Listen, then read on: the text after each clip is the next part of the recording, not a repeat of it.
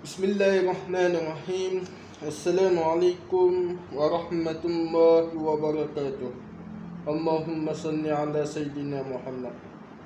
Okey, kita masuk pada ceritanya berkenaan tentang hijrah Nabi sallallahu alaihi wasallam. Pada pagi 26 Safar bersamaan 12 hari bulan September 622 Masihi, Darul Nadwah, Parlimen Quraisy membuat keputusan untuk membunuh Nabi sallallahu alaihi wasallam. Sebelah orang pemuda akan dipersiapkan untuk melaksanakan tugas ini agar Bani Hashim tidak mampu membalas dendam. Cadangan ini diberikan oleh Abu Jahal dan terima sebulat suara. Allah Subhanahu wa taala berfirman, "Wa idh yamkuru bikal ladzina kafaru liyuthbituk aw yaqtuluka aw yukhrijunaka wa yamkuruna wa yamkurullah wallahu khairul makirin." Dan ingatlah, wahai Muhammad, ketika orang kafir musyrik menjalankan tipu daya terhadapnya untuk menahanmu atau membunuhmu atau mengusirmu. Mereka menjalankan tipu daya dan Allah menggagalkan tipu daya mereka, kerana Allah sebaik-baik yang menggagalkan tipu daya. Surah Al-Anfal ayat surah yang ke-8 ayat ke-30. Kemudiannya pada tengah hari 26 Safar, Nabi sallallahu alaihi wasallam menuju ke rumah Abu Bakar radhiyallahu anhu untuk memberitahu bahawa Allah Subhanahu wa taala telah mengizinkannya untuk berhijrah. Perancangan diatur rapi, malah Abu Bakar radhiyallahu anhu telah pun bersedia dengan 2 ekor unta yang dibelinya. Sayyidina Ali radhiyallahu anhu diperintahkan untuk menggantikan Nabi sallallahu alaihi wasallam di tempat tidur baginda.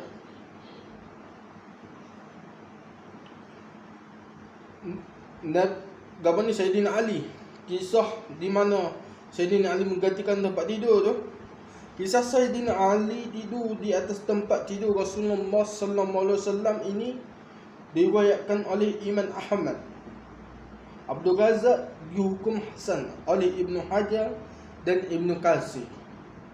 Diterima oleh Ibn Qayyim dalam kitab Zadul Ma'ad dan ramai lagi. Lihat Sahih Sirah An-Nabawiyah oleh Ibrahim Al-Ali muka surat 122. Beberapa orang ulama di tanah air kita menolak sekeras-kerasnya kisah ini dengan alasan kisah ini direka oleh Syiah dan diriwayatkan oleh perawi Syiah. Pada pandangan saya, pandangan ini agak keterlaluan, kerana semua penulis sirah menerima kisah ini, sama ada penulis dahulu dan penulis zaman sekarang, termasuk para muhaqqiqin seperti Ibrahim Al-Ali, Dr. Muhammad bin Muhammad Abu Syabah jilid yang pertama muka surat 475, Dr. Mahdi Rizqullah Ahmad muka surat 271.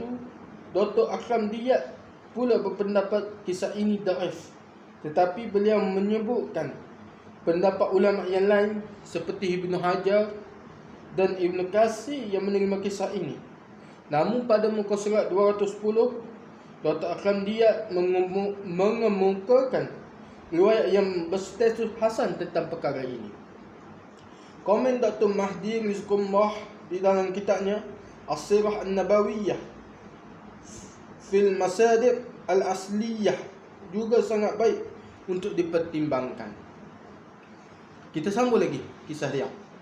Ketika itu puak Quraisy telah bersedia untuk membunuh baginda sallallahu alaihi wasallam. Puak Quraisy telah bersedia tu. Nabi sallallahu alaihi wasallam berhijrah bersama Abu Bakar radhiyallahu anhu pada malam 27 Safar bersamaan 12 atau 13 September tahun 622 Masihi. Sebelum meninggalkan kota Mekah, Nabi sallallahu alaihi wasallam berdoa sebagaimana sabdanya, "Wallahi innaki la khairu ardi. Innaki la khairu ardillahi wa habu ardillahi ila Allah. Walaula anni ukhrijtu minki ma kharajtu." Demi Allah, engkau, yakni kota Mekah, adalah sebaik-baik bumi Allah dan bumi yang paling dikasihi Allah. Kalaulah tidak kerana aku dihala daripada engkau, nescaya aku tidak akan keluar meninggalkannya. Riwayat Al-Tirmizi. Nabi sallallahu alaihi wasallam dan Abu Bakar radhiyallahu anhu singgah bersembunyi di gua tu yang terletak kira-kira 5 batu dari kota Makkah ke arah Yaman. Mereka berada di sana selama 3 malam, iaitu malam Jumaat, malam Sabtu dan malam Ahad. Mereka bersama malam Jumaat, malam Sabtu, malam Ahad. Keluarga Abu Bakar radhiyallahu anhu terlibat dalam peristiwa penting ini. Mereka ialah Asma, Abdullah dan Amir bin Fuhairah, Maula Abu Bakar. Namun puak Quraisy berjaya sampai ke pintu gua tempat persembunyian Nabi sallallahu alaihi wasallam dan Abu Bakar. Dan Abu Bakar, apa yang dimaksudkan dengan Abu Bakar tu? Persembunyian Nabi sallallahu alaihi wasallam dan Abu Bakar tu. Orang-orang Quraisy berjaya sampai ke gua tersebut dengan menggunakan ilmu Qiyafah, iaitu ilmu yang dapat mengesan jejak dan mengesan nasab keturunan seseorang. Orang yang membantu mereka menjejak kesan perjalanan Nabi sallallahu alaihi wasallam ialah Surakah bin Malik Al-Jusumi.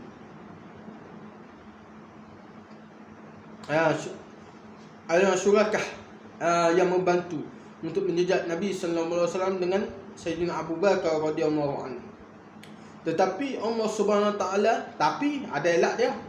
Allah Subhanahu Wa Taala menurunkan bala tentera untuk menyelamatkan mereka, iaitu Nabi Muhammad sallallahu alaihi wasallam dengan Abu Bakar radhiyallahu anhu, daripada dilihat oleh Quraisy.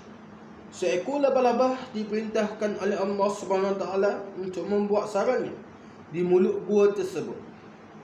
Allah Subhanahu Wa Taala menumbuhkan sepohon pokok di pintu gua tersebut dan memerintahkan seekor burung merpati untuk bertelur berhampiran.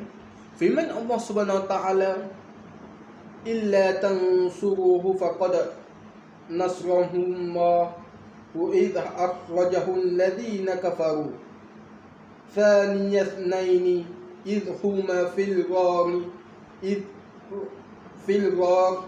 idh yaqulu li sahibihi la tahzan innallaha ma'ana fa'anzalallahu sakinatahu alayhi wa ayyadahu bijunud lam tarawha wa ja'ala kalimatal ladhina kafaru sufla wa kalimatullahi al-ulya wallahu azizun hakim." Kalau kamu tidak menolongnya, yakni Nabi Muhammad, maka sesungguhnya Allah telah menolongnya, iaitu ketika kaum kafir di Mekah mengeluarkannya, sedang ia salah seorang daripada dua ketika mereka berdua berada di dalam gua. Ketika dia berkata kepada sahabatnya, "Janganlah engkau berduka cita, sesungguhnya Allah bersama-sama dengan kita." Abu Bakar radhiyallahu anhu menceritakan an Anasin an Abi Bakr radhiyallahu anhu,